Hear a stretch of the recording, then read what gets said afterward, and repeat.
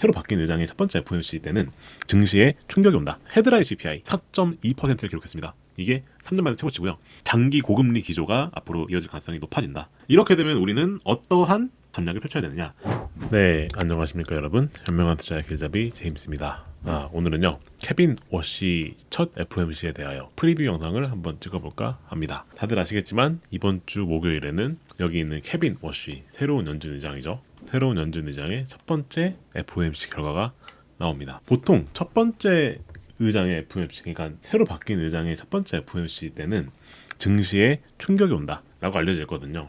대체 왜 그런 것인가 라고 하는 거에 대해서 한번 말씀을 드려볼까 합니다. 일단 다들 아시겠지만 연준의 의장이 제롬 파월이었었는데 최근에 여기 계신 케빈 워시로 연준 의장이 바뀌었습니다. 5월 22일에 제17대 연준 의장으로 케빈 워시가 집권을 했고요. 원래 이 연준 의장이 교체가 될 때 이 연준 의장을 임명한 게 트럼프인데, 트럼프가 원래 기대했던 거는 차입 비용의 완화, 즉 무슨 말이냐, 금리 인하를 기대를 하고 지명을 했으나 다들 아시겠지만 현재 이란 전쟁으로 인해서 인플레이션이 제저맞은 상황입니다. 유가가 많이 올랐죠. 최근에 종전이 했으나 여전히 유가가 그래도 80불대에 머물고 있습니다.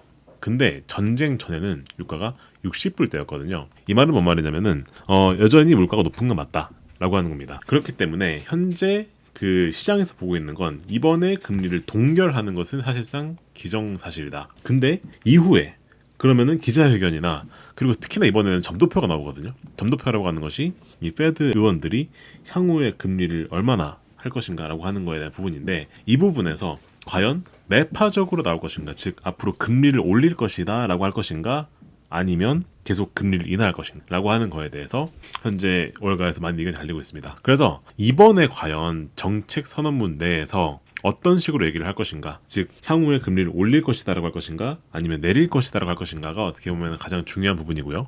그 부분에서 점도표가 어떻게 나올 것인가, 즉 향후에 금리 전망을 어떻게 할 것인가, 이게 되게 중요한 부분이다 라고 보셔야 될 것 같아요. 그래서 이번 FOMC에 사람들의 관심이 몰리고 있다 라고 보시면 될 것 같아요. 자, 그러면은 케빈 워시라는 새로운 의장이 그 FOMC에서 어떤 말을 할 것인가를 예측을 해보기 위해서 현재 우리를 둘러싼 매크로 환경이 어떤가를 먼저 보겠습니다. 일단 인플레이션이 구조적으로 고착화되고 있는 게 현재 상황입니다. 아까 말씀드렸던 것처럼 헤드라인 CPI, 그러니까 즉 일반적 소비자 물가라고 저희가 부르죠.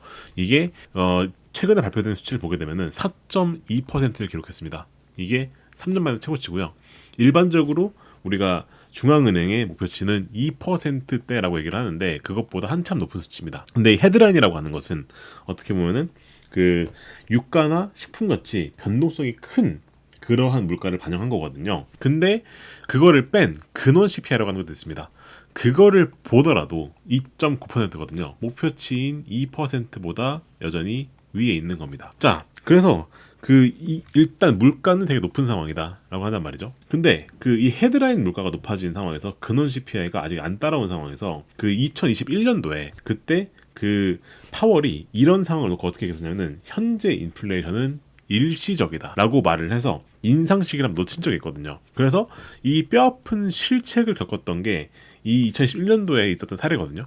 근데 케빈 워시를 제외한 나머지 연준 위원들 중에서는 이 뼈아픈 실직을 겪었던 사람들이 있습니다. 그렇다 보니까 물가가 이렇게 현재 기존보다 높아진 상황이라고 하는 것이 어떻게 보면은 2011년도에 겪었던 상황과 되게 유사한 상황이기 때문에 이것이 어떻게 보면 물가가 구조적으로 고착화되었다라고 볼 수 있는 상황이 되는 것이고, 그러다 보니까 현재 최근까지 연준이 금리를 내리는 사이클에 있었는데 선제적 금리 인하를 할 것이다라는 명분이 이제 소멸되는 그러한 상황이 현재 매크로 상황이다 라고 보셔야 될 것 같단 말이에요. 이렇게 된 배경에는 다들 아시겠지만 에너지 쇼크가 있습니다. 중동발 유가가 급등한 상황이죠. 최고치를 찍었던 당시를 보게 되면은 브렌트유가 장중에 119달러를 찍었던 게 최고치였었습니다.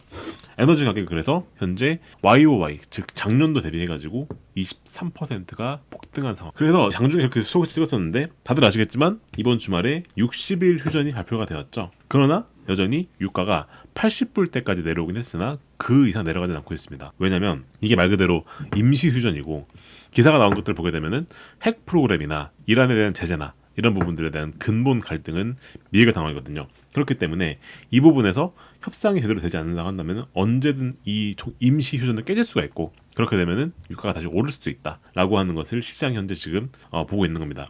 그래서 연초에 전쟁 일어나기 전까지만 하더라도 유가가 60불대였단 말이죠. 근데 전쟁이 발발한 이후로 장중에 119불까지 올랐다가 현재는 휴전이 맺어지긴 했으나 80불대에서 더 이상 내려가지 않는 그러한 모습을 보이고 있습니다. 그러면은 여전히 물가가 올라간 건 맞단 말이죠. 그리고 유가가 지금 현재 바닥을 다진 상태이기 때문에 여기서 더 오를 수도 있습니다. 근본 갈등이 어떻게 되냐에 따라서 말이죠. 특히나 그리고 이 핵 프로그램과 관련된 부분에 있어서는 이란이 이 부분에서 쉽게 양보하지 않을 것이다 라고 하는 것이 주요 월가 하우스 의견이란 말이죠. 이렇게 되면은 이 에너지 쇼크가 특히나 이 유가가 높아진 상태로 계속 유지가 되면은 근원 인플레이션 그리고 기대 인플레이션으로 전이가 될 가능성이 충분히 크단 말이죠. 이렇게 되면은 유가가 상승한 것이 근원 인플레까지도 올라갈 가능성이 커집니다. 이렇게 되면은 연준 입장에서는 이게 좀 불편할 거란 말이죠. 그러다 보니까 매크로 환경을 봤었을 때는 현재 연준의 금리 결정 방향성에서는 매파적으로 갈 수밖에 없는 이제 그러한 방향성에 있다라고 봐야 될 것 같단 말이죠. 그와 동시에 그러면 고용 사이드는 어떠냐? 그러니까 연준의 책무는 크게 두 가지죠. 완전 고용과 안정적인 물가입니다. 그랬을 때 5월 비농업 고용 신규 지표를 봤었을 때 그 고용 지표가 예상을 상회했단 말이죠. 그리고 실업률은 4.3% 수준입니다. 이러면 이것은 완전 고용 수준입니다. 그리고 GDP를 보더라도 여전히 2%대 머물러 있습니다. 펀더멘탈이 탄탄하단 말이죠. 그리고 AI 자본 지출이 현재 많이 늘어나고 있는 상황이기 때문에 기업 자본 지출도 늘어난 상황입니다. 즉 뭐냐? 경제는 괜찮다는 겁니다. 그러면 어떻습니까? 물가는 올라갈 가능성이 상방이 열려 있고, 그죠? 그 와중에 아직까지 펀더멘털은 괜찮다. 그러면 여기에서 과연 금리를 내릴 게 맞을까요? 올리는 게 맞을까요? 했었을 때 최소한 내리진 않을 것 같단 말이죠. 왜냐? 물가가 올라갈 가능성이 있는데 그 와중에 경제는 탄탄해.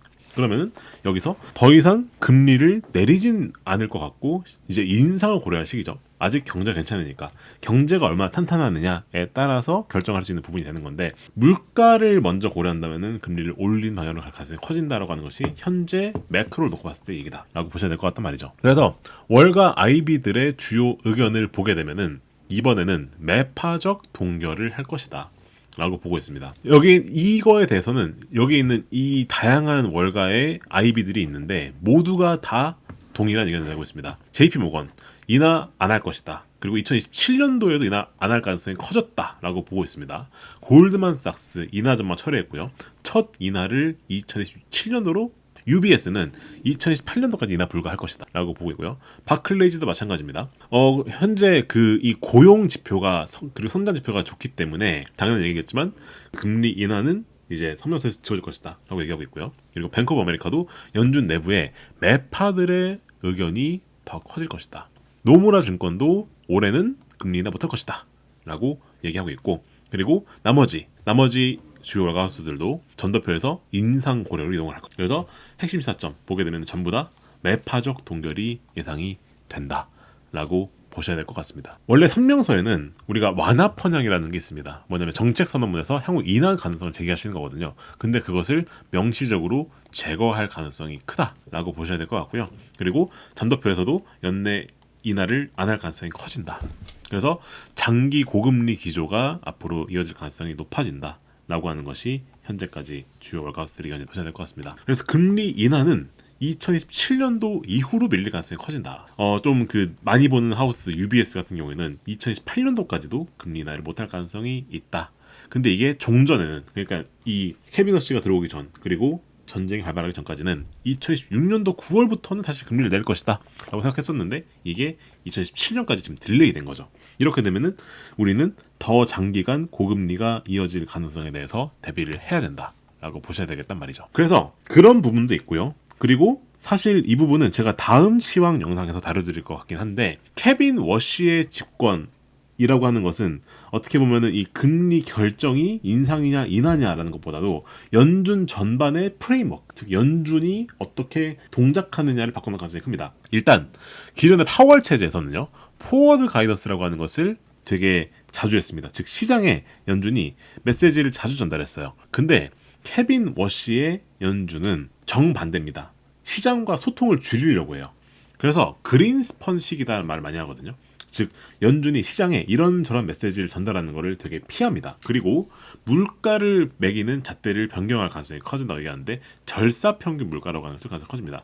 이것은 제가 다음 시황에서 말씀드릴 내용입니다. 대차대조표도 수출할 것이다. 즉 QT도 안 할 가능성이 크다. 그래서 연준 프레임워크 자체가 케빈 워시에 의해서 근본적 개조가 될 가능성이 커진다. 그래서 어떻게 보면은 이 FOMC에서 우리가 주목해서 봐야 될 부분이 이번에 금리가 인상이냐 인하냐라고 하는 것을 결정짓는 것도 있지만 이 연준 정책 프레임워크 자체가 어떻게 변할 것인가도 우리가 주목해서 봐야 되겠다.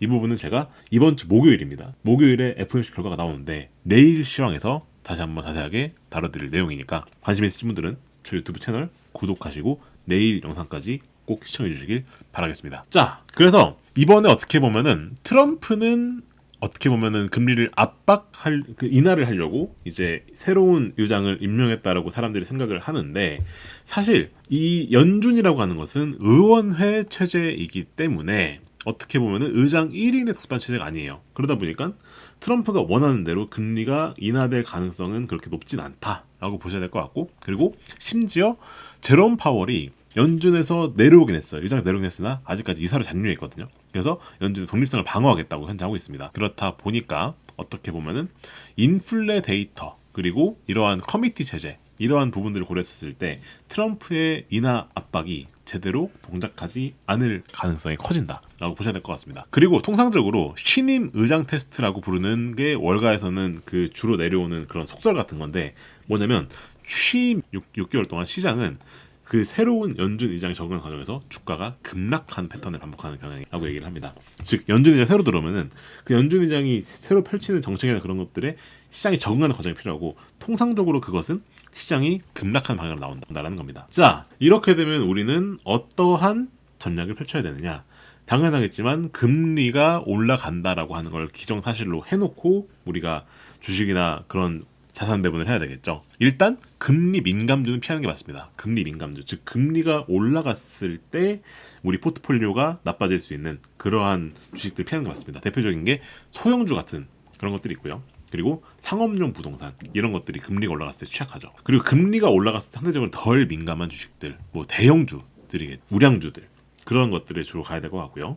그리고 채권 같은 경우에는 금리가 올라간다라고 하는 것 자체가 어떻게 보면은 별로 좋은 시그널은 아닙니다. 그러다 보니 특히나 장기물을 경계할 필요가 있다 말씀을 드려야 될 것 같고요. 외환시장에서는 달러화가 강세로 갈 가능성 염두에 두셔야 될 것 같고, 그리고 금에 대한 비중 그리고 원자재에 대한 해지 이런 부분들도 같이 가져갈 필요가 있겠다. 그래서 궁극적으로 봤을 때는 인플레 해지 능력을 갖춘 이러한 자산들 그리고 압도적 잉여금을 가진 우량주들 이러한 것들에 분산 투자를 하는 것이 어떻게 보면은 우리가 현재 취해야 될 전략이겠다라고 보셔야 될 것 같습니다. 자, 현재 주식 같은 경우에는 이번에 전쟁이 끝났다는 뉴스 덕분에 계속 오르고 있습니다. 근데 현재 뱅크 오브 아메리카 같은 경우에는 좀 경고 신호 보내기 시작해서 선별적으로 가야 한다는 겁니다. 그래서 우량주 위주의 투자를 권고하고 있고요.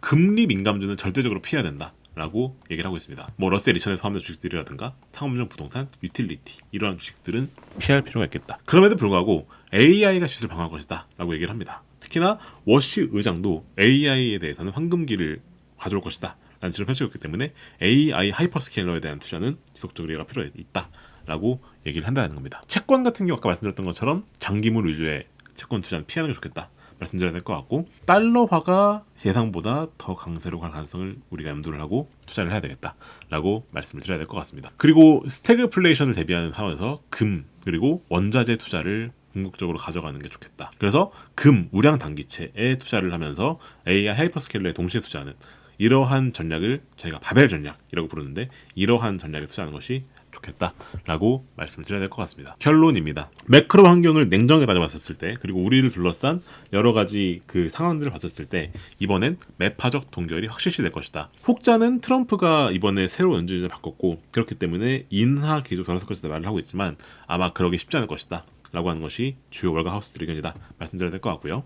이제 어떻게 보면 연준 풋이라는 게 사라질 거고 연준 프레임워크 바뀐다 말씀드렸는데 그 부분에 대해서는 제가 내일 영상에서 더 자세하게 다뤄드리도록 할 겁니다. 우리는 이러한 고금리 환경에 대비를 해서 바벨 전략을 펼쳐야 된다라는 말씀까지 개인적으로 드렸고요. 이러한 부분을 참고를 해서 성공적인 투자를 이어가시길 바라는 마음입니다. 자, 오늘 영상이 도움이 되셨나요? 이렇게 객관적 데이터와 수치에 기반한 투자를 우리는 퀀트 투자라고 부릅니다. 더 구체적으로는 차트 데이터까지도 같이 결합한 기술적 분석까지 결합한 것이 퀀트 투자라고 보시면 될 것 같고요. 저희 퀀트 투자를 함께할 방법은 고정 댓글에 가보시면 상담 링크가 들어있습니다. 상담하시는 거는 공짜이니까요. 꼭 궁금하신 분들은 여기 상담창에 문의하셔서 한번 퀀트 투자를 진지하게 시작해 보시는 것을 권장을 드리고 싶습니다. 네, 그러면 오늘 영상은 여기까지 하도록 하겠고요. 제 유튜브 채널 구독과 좋아요, 알림 설정까지 꼭 부탁드리겠습니다. 그럼 저는 다음에 또 인사를 드리겠습니다. 감사합니다.